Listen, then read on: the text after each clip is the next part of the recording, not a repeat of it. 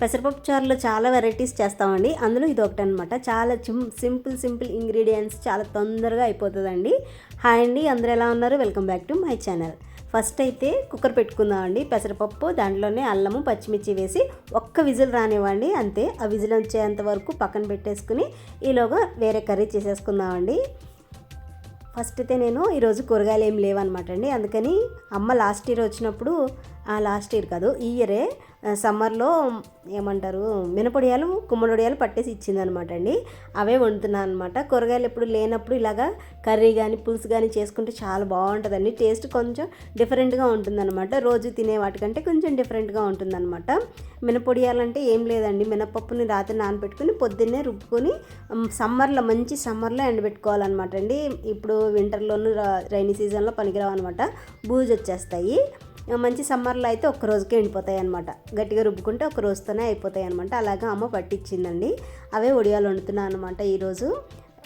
నాకైతే చాలా ఫేవరెట్ అండి. మాకైతే చిన్నప్పుడు రెగ్యులర్గా చేసి పెట్టేది, కానీ ఇప్పుడు చేయడానికి నాకు తెలియదు కాబట్టి అమ్మ వచ్చినప్పుడు చేసిస్తేనే చేస్తున్నాను అనమాట. ఫస్ట్ అయితే వడియాలు ఆయిల్లో వేయించుకోవాలండి. అది తీసి పక్కకు పెట్టేసుకుని ఉల్లిపాయలు వేయించుకున్న తర్వాత టమాటాలు, పచ్చిమిర్చి, అల్లం ఫస్టే వేయించాలండి. నేను మర్చిపోయాను అనమాట. స్కూల్ హడావిడిలో ఇప్పుడు క్యారేజీకి పెట్టాలి కదండి, ఆ హడావిడిలో మర్చిపోయాను అనమాట అల్లం వేయడం. ఫస్ట్ నూనెలో వేయించుకుంటే ఇంకా బాగుంటుందండి, ఫ్లేవర్ అంతా బాగా వస్తుందన్నమాట కర్రీకి.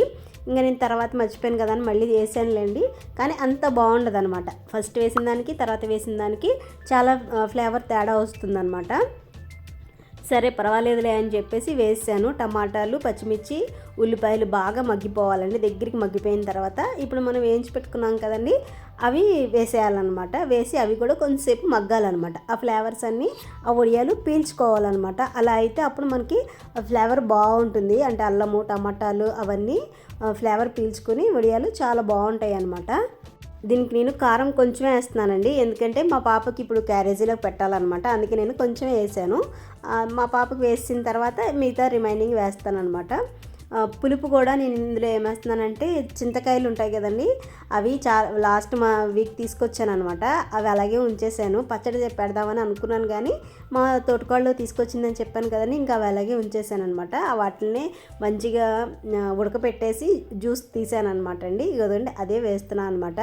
పచ్చి చింతకాయలతో చేస్తున్నాను అనమాట. అది కూడా ఇంకా ఫ్లేవర్ చాలా బాగుందండి. పులుపు కూడా చాలా ఉంది.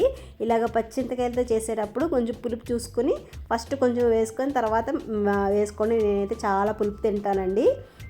అందుకే కొంచెం అంటే మా హస్బెండ్ తిన్నారనమాట, అందుకని కొంచెమే వేసాను. లేకపోతే ఇప్పుడు మీకు చూపించాను కదండి, అదంతా వేసేస్తాను అనమాట. ఇంట్లో మా పాప కానీ మా హస్బెండ్ కానీ తినరు, అందుకే కొంచెమే వేసాను. తర్వాత కొంచెం బెల్లం అనమాట. అల్లం, బెల్లం, చింతపండు మంచి కాంబినేషన్ అండి. అదే చింతకాయలు మంచి కాంబినేషన్ అనమాట. ఇంకా మీడియం ఫ్లేమ్లో పెట్టుకొని దగ్గరికి వచ్చేంత వరకు ఉడికించుకోవాలండి. ఇంకొంచెం కొత్తిమీర కూడా వేసుకోవాలి. ఇది అన్నంలోకే కాదండి, దోశల్లో కూడా చాలా బాగుంటుంది, ఇడ్లీలో కూడా చాలా బాగుంటుందండి.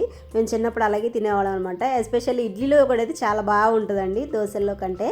అంటే పులుసు కదండి, కొంచెం సాంబార్ ఫ్లేవర్ లాగా అనిపిస్తుంది. సాంబార్ కాదులేండి, కొంచెం పులుపులుగా కమ్మగా బాగున్నట్టు అనిపిస్తుంది అనమాట. ఫైనల్గా కొత్తిమీర కూడా వేసుకొని కొంచెం ఆయిల్ తేలింది చూడండి, అలా అంతవరకు ఉంచేంతవరకు ఉడికించుకోవాలండి. అంతేనండి, అయిపోయినట్టే. చాలా సింపుల్గా అయిపోతుంది. ఇదంతా నాకు ఒక 20 మినిట్స్ పట్టిందనమాట. ఫస్ట్ చూపించాను కదండి, కుక్కర్ పెట్టాను కదా, అది పెసరపప్పు ఒక్క విజిల్కే చూసారండి ఎంత మెత్తగా ఉడికిపోయిందో. అలా మెత్తగా ఉడికిపోయిన తర్వాత మనకు కావాల్సినంత కన్సిస్టెన్సీలో వాటర్ పోసుకోవాలండి. నేనైతే ఒక్క గ్లాస్ పోసాను అనమాట. ఉడికిన తర్వాత కొంచెం చిక్కగా అయిపోద్ది అనమాట, ఇలా నీళ్ళగా ఉండదు. కొంచెం పచ్చివాసన ఉంటుంది కదండి పెసరపప్పుకి, ఆ పెసరపప్పు వాసన పోయేంత వరకు కొంచెం ఉడికించుకోవాలన్నమాట. ఉడికించేసుకుని కొంచెం పసుపు, ఉప్పు వేసుకోవాలి, అంతేనండి. కొంచెం బాగా బాయిల్ చేసుకోవాలన్నమాట. స్మెల్ పోయేంత వరకు బాయిల్ చేసుకోవాలి. ఇది ఎప్పుడు యూజ్ అవుతుందో తెలుసా అండి, ఇప్పుడు చలికాలం కదండి, కొంచెం బాగా చలిగా అనిపిస్తుంది, లేకపోతే దగ్గు అనిపిస్తుంది కదండి, ఫీవర్ ఉన్నప్పుడు చాలా బాగా పనిచేస్తుంది అనమాట అండి. ఎందుకంటే పెసరపప్పు చలవ చేస్తుంది, దాంట్లో ఉన్న అల్లము మంచిగా వేడిని ఇస్తుందండి. అలాగే డైజెషన్ ఇంప్రూవ్మెంట్ బాగుంటుంది అనమాట. ఫీవర్ వచ్చిన వాళ్ళకి, లేకపోతే ఇలాగ డైజెషన్ ఇష్యూస్ ఏమన్నా వచ్చిన వాళ్ళకి, దగ్గు జలుబు వచ్చిన వాళ్ళకి చాలా బాగా పనిచేస్తుంది అనమాట అండి. తొందరగా క్యూర్ అవుతారనమాట. కొంచెం స్ట్రెంత్ కూడా వస్తుంది అనమాట. పప్పు కదండి, పెసరపప్పు కదా. దీనికి తాలింపు ఏంటంటేనండి, నెయ్యితో జస్ట్ జీలకర్ర, ఆవాలు, కరివేపాకు, కొంచెం ఇంగువ, మీకు ఇంట్రెస్ట్ ఉంటే ఇంగువ వేసుకోండి, లేకపోతే ఏం అవసరం లేదు. ఆవాలు, జీలకర్ర, కరివేపాకు అంతేనండి, ఇంకేం వేయక్కర్లేదు అనమాట. చాలా ఈజీగా చేసేసుకోవచ్చు. మార్నింగ్ లంచ్ బాక్సెస్ కూడా చాలా బాగుంటుందండి. ఒకసారి చేసి పెట్టుకుంటే ఒక 4-5 రోజులు కూడా వస్తుంది అనమాట. ఫ్రిడ్జ్లో పెట్టుకుని జస్ట్ అలా ఉడకబెట్టుకుని ఫ్రిడ్జ్లో పెట్టుకుని మీకు ఎప్పుడు కావాలంటే అప్పుడు ఇలాగ నెయ్యితో తాలింపు పెట్టేసుకుంటే కమ్మగా బాగుంటుందండి, చాలా బాగుంటుంది. పిల్లలు కూడా ఇష్టంగా తింటారనమాట. కొంచెం ఘాటుగాను కొంచెం కమ్మగా చాలా బాగుంటుంది. దీంట్లో వేరే కారం ఏమీ అవసరం లేదండి.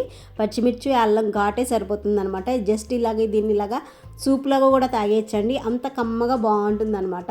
మేము ఎప్పుడన్నా అలాగే కొంచెము బాగా పలచగా చేసేసుకుని సూప్లాగా తాగుతూ ఉంటాం అనమాట. బాగా వర్షం వస్తుంది చూడండి, అలాంటప్పుడు అనమాట. కొంచెం చల్లారిన తర్వాత నిమ్మకాయ పిండుకోండి. మీ పులుపు ఎంత తింటారో దాని ప్రకారము నిమ్మకాయ పిండుకోండి, సరిపోతుంది. అంతేనండి, చాలా సింపుల్గా అయిపోతుంది. ఇది కూడా అస్సలు కష్టపడక్కర్లేదండి, ఈజీగా చేసేసుకోవచ్చు అనమాట. ఓ మాదిరి వంట వచ్చిన వాళ్ళు కూడా చేసేసుకోవచ్చు అనమాట, అంత ఈజీగా. అలాగే బ్యాచిలర్స్ కూడా చాలా బాగా పనిచేస్తుందండి. ఓన్లీ పెసరపప్పు, అల్లము, పచ్చిమిర్చి ఉంటే సరిపోతుంది అనమాట. ఈ చలికో ఏమో కానీ ఎప్పుడు ఫ్రైడ్ రైస్లు, బిర్యానీలే తినాలనిపిస్తుందండి. అందుకే ఇంకా ఫ్రైడ్ రైస్ చేస్తున్నాను అనమాట, వెజిటబుల్ ఫ్రైడ్ రైస్ నా స్టైల్లో చేస్తున్నాను. ఇది ఎలా ఉందో చూడండి. అల్లం వెల్లుల్లి పేస్ట్ అసలు వేయను అనమాట అండి, కానీ చాలా బాగుంటుంది, కమ్మగా ఉంటుంది అనమాట. ఫస్ట్ అయితే నేను రైస్లో నెయ్యి, కొంచెం ఉప్పు వేసి కుక్కర్ పెట్టేసుకున్నానండి. తర్వాత ఇవి ఉన్నాయి చూడండి, బిర్యానీ మసాలాలు, లవంగా, చెక్క, ఇలాచి ఒకటి వేయట్లేదండి, తర్వాత చెప్తాను. అలాగే స్టార్ అనాస, ఇంకొకటి ఉంటుందండి మోటా ఇలాచి అండ్ సాజీరా, అవన్నీ వేయించేసుకోవాలండి. అవన్నీ వేయించుకున్న తర్వాత నేనైతే కట్టర్లో క్యారెట్, ఉల్లిపాయలు మంచిగా చిన్న చిన్న ముక్కల కింద తరిగేసానండి. అది కట్టర్ కింద ఉంటుంది కదండి, దాంట్లో వేసేసి మంచిగా ఒక 4-5 సార్లు ఇలాగా అన్నామంటే మంచిగా చిన్న చిన్న ముక్కల కింద అయిపోతుంది కదండి. ఇదైతే భలే ఉందండి, అందరింట్లో ఉండే ఉంటుంది. ఇది తీసుకొని చాలా ఒకవేళ ఎవరి దగ్గర లేకపోతే ఇప్పుడు ఇంకా లేటెస్ట్ మోడల్స్ వస్తున్నాయి అనమాట. 2 లేయర్స్ 3 లేయర్స్ కూడా వస్తున్నాయి కట్టర్లు, అవి ఇంకా బాగున్నాయి అనమాట. ఇవి తీసుకోండి. ఇది ఇలాగ చిన్న చిన్న ముక్కలు ఏమైనా కావాలంటే ఇది తొందరగా అయిపోతుంది, టైం కూడా సేవ్ అవుతుంది అనమాట. ఇలా ముక్కలు కూడా అవి కూడా దగ్గరగా అయిపోయిన తర్వాత పచ్చిమిర్చి, అలాగే నేను క్యాప్సికమ్ కూడా వేస్తున్నానండి. ఇంకా చాలా వెజిటేబుల్స్ ఉన్నాయి కానీ ఇవైతే తొందరగా అయిపోతాయి కాబట్టి ఇవే 2 వేస్తున్నాను. క్యారెట్, క్యాప్సికమ్ తొందరగా కుక్ అయిపోతాయి కదండి, అందుకని ఇవి 2 వేసాను అనమాట. మీ ఇష్టం అండి, మీ దగ్గర ఇంకేమన్నా వెజిటేబుల్స్ ఉన్నా కూడా వేసుకోవచ్చు అనమాట. ఆలు వేసుకోవచ్చు, బీన్స్ వేసుకోవచ్చు, అలాగే క్యాబేజీ, క్యాలీఫ్లవర్ కూడా వేసుకోవచ్చు అనమాట. ఇందాక ఏం కూరగాయలు ఏమన్నావు, ఇప్పుడేమో క్యారెట్లు, క్యాప్సికమ్ అని అంటున్నావు ఏంటి అని అనుకోకండి. నా దగ్గర 2 క్యాప్సికమ్, క్యారెట్ ఉన్నాయన్నమాట, అవే వేస్ట్ చేస్తున్నాను. క్యాప్సికమ్ ఎక్కువ తినరండి, అందుకే నేను ఏం చేస్తానంటే కొన్ని కర్రీ చేసేసి కొన్ని ఏమో ఇలాగ ఫ్రైడ్ రైస్ చేసినప్పుడు యూజ్ అవుతాయి కదా అని 1-2 ఉంచేస్తాను అనమాట. అలా ఉంచినవే ఇలాగ ఫ్రైడ్ రైస్కి ఉపయోగపడినాయి అనమాట. ఇవన్నీ దగ్గరికి అయిపోయేంత వరకు ఉప్పు వేసుకుని, పసుపు వేయకూడదండి, పసుపు వేస్తే కొంచెం ఫ్లేవర్ వేరే వస్తుంది అనమాట. పసుపు వేయను, ఎందుకంటే క్యారెట్లో కలర్ ఉంటుంది కదండి, అది సరిపోతుంది అనమాట. అవి కొంచెం మగ్గేంత వరకు ఉప్పు వేసి ఉడకబెట్టుకోండి.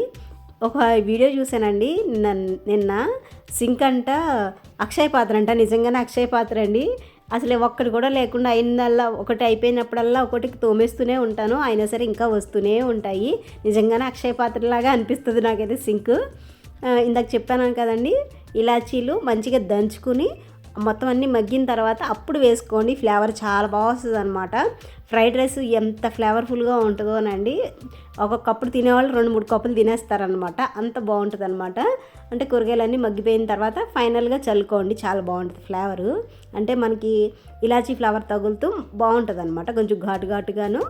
ఇలాచీ ఫ్లేవర్ బాగుంటుంది కదండి, అందుకని ఫ్లేవర్గా బాగుండి తింటారనమాట. మంచిగా తినని వాళ్ళు కూడా తింటారనమాట. అంటే వెజిటేబుల్స్ వేస్తే కొంతమంది ఇష్టపడరు కదండి, ఎగ్, చికెన్ వేస్తే తింటూ ఉంటారు, కానీ ఇలాగ వెజిటేబుల్ పైనుంచి ఇలాచి ఇలా స్ప్రింకిల్ చేసి మంచిగా రోస్ట్ చేయండి. ఇది మంచిగా ఏమంటారు, రైస్ వేసినప్పుడు మాత్రము ఫుల్ ఫ్లేమ్లో పెట్టుకోండి. మనం రైస్ వేసిన తర్వాత కలిపేటప్పుడు ఫ్లేము పెద్దగా పెట్టుకొని మంచిగా కలపండి, ఎందుకంటే మంచిగా ఫ్లేవర్స్ అన్నీ రైస్కి అందుతాయి అనమాట. సిమ్లో పెడితే మనకంతా ఫ్లేవర్స్ అన్నీ రైస్కి అంటుకోవన్నమాట, అంటే మంచిగా పట్టవన్నమాట. ఇప్పుడు కొంచెం ఫుల్ ఫ్లేమ్లో పెట్టుకొని మంచిగా 2 హ్యాండ్స్తో 2 స్పూన్స్ తీసుకొని కలుపుతూ ఉంటే బాగా మంచి ఫ్లేవర్ పట్టుకుంటుందండి. అలాగే నేను కొంచెం నెయ్యి కూడా వేసాను అనమాట, ఇంకా ఫ్లేవర్ బాగుంటుంది అనమాట.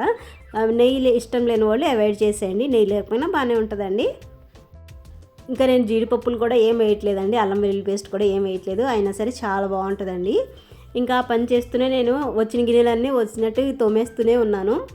ఇంకా అందరూ వెళ్ళిపోయారండి. ఇంకా టిఫిన్ తిన్నాను, ఫ్రైడ్ రైస్ నాకు ఇంకా సరిపోలేదనమాట. అందుకని కర్రీ ఎలా ఉంటుందో చూద్దామని వేసుకున్నానండి. పులుపు నాకైతే సరిపోలేదు, మా హస్బెండ్కి అయితే సరిపోతుందిలేండి. నేను చాలా పుల్లగా తింటాను అనమాట, పళ్ళు పులుసు ఎంత పులుపు తింటాను. కర్రీ అయితే చాలా బాగుందండి. మినపొడియాలు బయట కొనుక్కునేవి అంత టేస్ట్ ఉండట్లేదు అనమాట, అంటే అంత స్మూత్ అవ్వట్లేదు అనమాట, రాళ్ళలాగా అలాగే ఉంటున్నాయి. కానీ ఇది మనం ఇంట్లో పెట్టుకున్నాయి కదండి, అలాగ జ్యూస్ ఇలా పిండితే చూసారా ఎలాగ జ్యూస్ వచ్చిందో అలా ఉన్నదనమాట. మనం ఇంట్లో పెట్టుకుంటే అలా ఉంటుంది అనమాట. ఈసారి ఎప్పుడైనా అమ్మ చేస్తే కనుక మీకు షేర్ చేస్తానండి, ఆ పిండిడియాలు ఎలా చేయాలో, లేకపోతే యూట్యూబ్లో సెర్చ్ చేయండి, అవి కూడా చాలా బాగున్నాయి. మన ఇంట్లో అయితే కామ్గా అలాగ మెత్తగా ఉంటాయి అనమాట అండి. బయట తీసుకొచ్చి చూశానమాట నేను, అవి రాళ్ళలాగే ఉన్నాయి, నాకు అసలు నచ్చలేదనమాట. ఇంకా నేను టిఫిన్ చేసిన తర్వాత ఫ్రైడ్ రైస్ తిన్నానండి. అంటే ఇద్దరికని చేశాను, మా హస్బెండ్ ఎక్కువ తినేసారనమాట, బాగుందని. నాకు కొంచెమే ఉంది సరే అని కొంచెం అన్నము కొంచెం ఫ్రైడ్ రైస్ తినేసాను అనమాట. ఇంకా నెక్స్ట్ డేకి ఇది శుభ్రం చేద్దామని క్యాలీఫ్లవర్ తీసానండి. తీస్తే అక్కడక్కడ నల్లగా ఫంగస్ అయిపోయి వచ్చేసింది అనమాట. మనము ఏదన్నా కానీ ఇలాగ నల్లగా ఫామ్ అయింది, అలా ఫంగస్ ఫామ్ అయింది, మొత్తం కడిగేసుకుని తినచ్చు. కానీ ఇలా క్యాలీఫ్లవర్తో మాత్రం ఫంగస్ ఫామ్ అయింది అస్సలు తినకూడదు అంటండి. అంటే మనకి ఉల్లిపాయ మీద కూడా ఉంటుంది కదండి, నల్లగా ఫామ్ అయిపోయి అది కడిగేసుకుని తినచ్చు అంట మంచిగా. కాకపోతే ఇది మాత్రం అస్సలు తినకూడదు అంటండి, ఎందుకంటే ఇది కుక్ చేసినా కానీ మనకి కడుపులో ఇంకా అలాగే ఉండి సర్వైవ్ అవుతూ ఉంటుందంటండి. అంటే మనకి క్యాన్సర్ లాగా ఫామ్ అయిపోతూ ఉంటుందంటండి.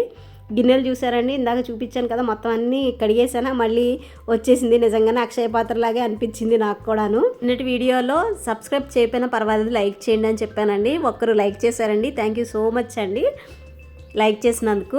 ఈరోజు కూడా వీడియో చూస్తున్నట్టయితే నాకు పేరు కూడా కామెంట్ చేయండి, పేరు కూడా నెక్స్ట్ వీడియోలో చదువుతాను. ఇంకా అది పోతే పోయిందిలో 40 రూపాయలే అని పక్కకు పెట్టేసి ఇంకా కాఫీ కలుపుకుంటూ ఉన్నానండి. ఇదేనండి వాటికి వీడియో నచ్చితే కనుక లైక్ చేసి కామెంట్ చేయండి. అంతవరకు ఉంటాను, take care and bye bye.